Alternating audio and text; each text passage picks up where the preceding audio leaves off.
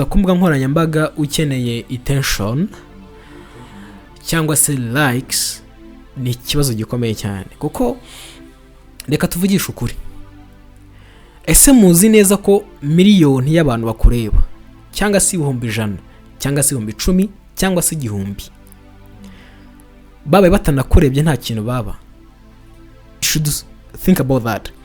Nujya gupostinga kuko ukeneye likes, comments and kinda intentions, likely uraza kubona bagushungera benshi.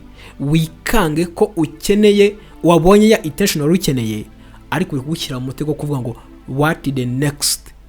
Rimwe na rimwe the next urimo ku expectinga muri ba bantu bo kumbuga nkoranyambaga bagushungeraga nta next point ihari. By the way, you are posting for robots. Uri kudiringa n'amarobo. No one is caring. No one is even giving you the kind of attention you are really requiring. Ukuri nyakuri, if you are going to post there, posting ikintu uzi neza ko kibaye kitagize na likes wifuza, comments cyangwa se views wifuza, still kitahindura amarangamutima yawe, kubera ko wenda cyakimo ku impactinga generation, kubera ko wenda wumvaga it's okay.